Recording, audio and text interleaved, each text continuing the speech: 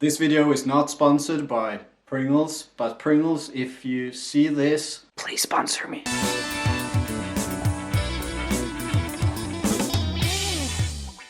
Hello guys, how are you? If you read the title, you probably know that this video is going to be all about the top surgery. 6 months ago, oh my god, 6 months ago, I had top surgery. So I had a periareolar top surgery procedure at Rikshospitalet in Oslo in Norway the 9th of September 2019. Which means that a few days ago I was 6 months post-op. Last time I talked about top surgery in a video was when I was 3 weeks post-op, I think, and now I'm 6 months post-op. So a lot of things have changed and I'm just going to try to fill you in with everything. In my previous video I had a lot of pain because of the compression vest, and yeah, it was just not really, I wasn't on top when I made that video. I was supposed to wear this compression vest for 12 weeks, but I decided like 2 or 3 maybe weeks before I had gone through that time, I decided to stop wearing it. And the reason why I stopped wearing it was because,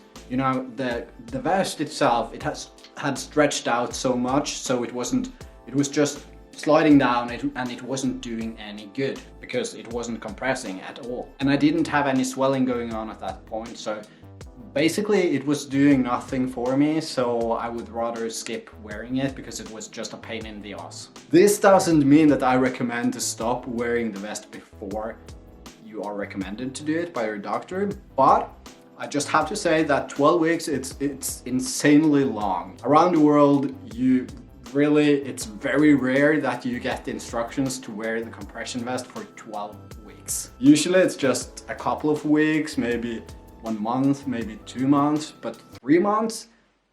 I just had to be my own boss and say that, Jonas, you know what? Stop wearing it. And I'm a nice guy, so I told my boss, that okay, I will stop wearing it. So I stopped wearing it and my life got so much better. Alright, let's just jump into it because I guess you all are here to see my chest. The moment is here, which you have all been waiting for. And 1, 2, 3.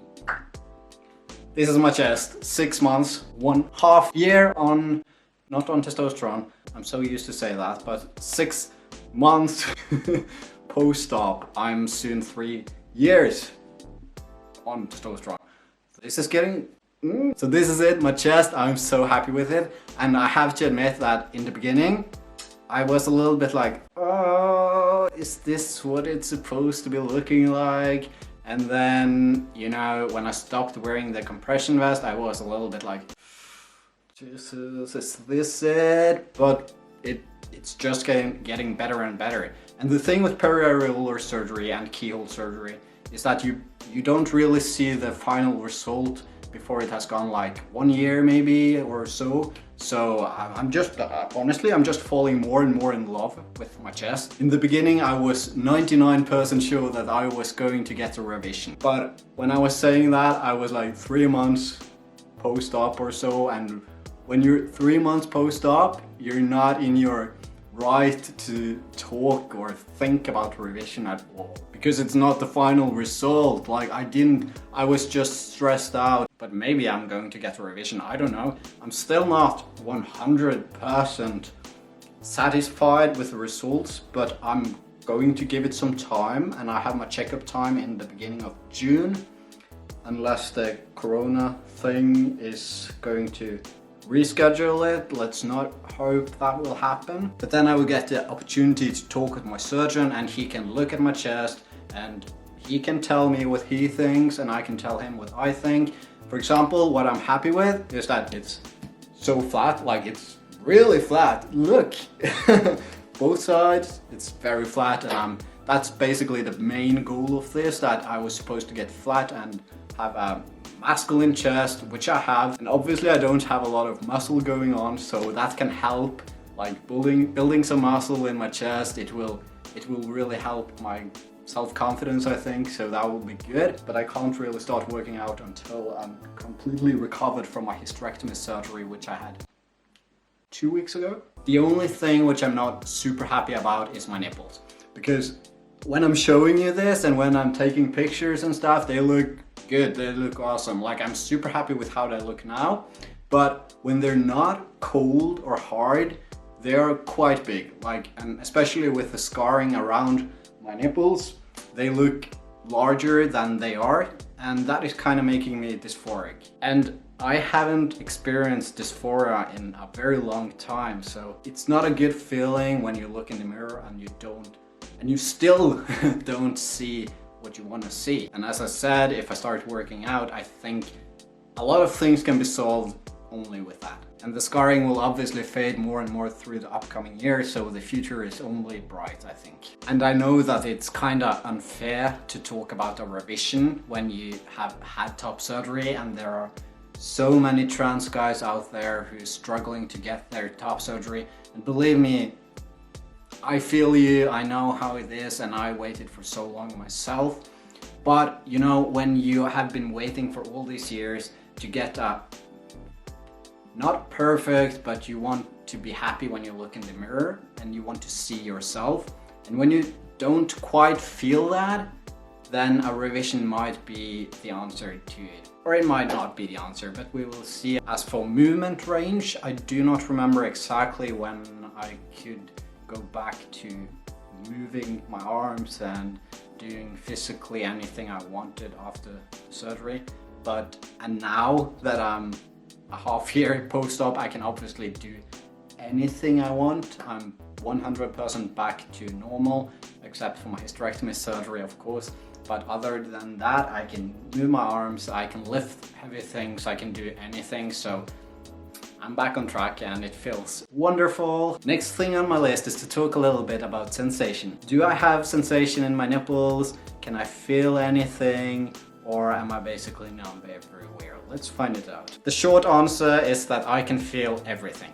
Around my nipple, on my skin, I can feel everything. I'm not numb anywhere, which is great. I was so scared that I was going to be numb on my skin, kinda. As for my nipples, they are a little bit more like, I don't know if I can feel it or if I just feel it through my fingers, but I'm going to test it with an object or something and see if I can feel it. Okay, so I have this thing from my camera and I'm going to test if I can feel anything. So I can feel it, but it's far from how it was before my surgery. I can just slightly feel it. One thing I've experienced after my surgery is that I've gotten a lot more hair on my chest. I had 0 hairs on my chest pre-surgery. And I've been on testosterone. When I had my surgery, I was like 2.5 years on testosterone, and now I'm soon 3 years on testosterone. It's very strange that it has suddenly come here on my chest. It's not a lot, and you probably can't see it on the camera, even if I'm close up, but they are there. And it's kind of strange. I don't know, have any one of you experienced the same thing, that you had surgery and then suddenly there were growing hair on your chest? Isn't that weird? Last but not least, I'm going to give you some close-ups of my chest, so enjoy.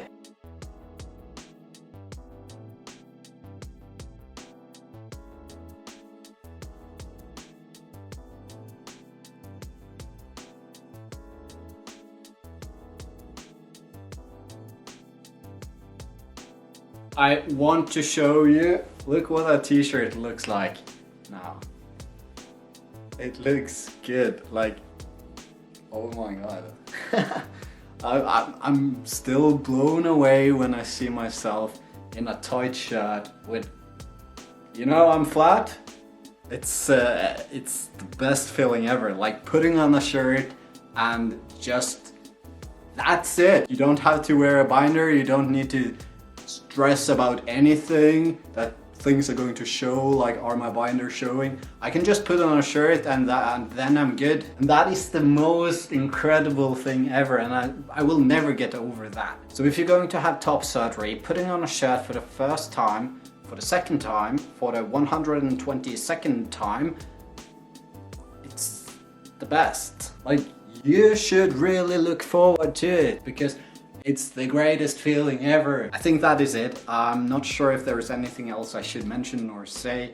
If there is, then please comment it and I will just make another video where I answer your questions about top surgery and these kind of things. Maybe I should do that, make a Q&A about top surgery. To be fair, I just don't remember the stages of the recovery process. So if you're curious about how my recovery was from day to day, from week to week, then you should follow my Instagram account, which is jonasbrothertj, spelled like this. I'm publishing a lot more frequently on Instagram, so if you want to see like details, then just follow that. That is it, guys. Thank you so much for watching this video. I appreciate it so much. So just don't forget to hit me a message if you're curious about anything regarding top surgery, hysterectomy, testosterone, transitioning, anything. Hit me a message. Yeah, I will see you again in another video. See you later, alligator. What am I doing?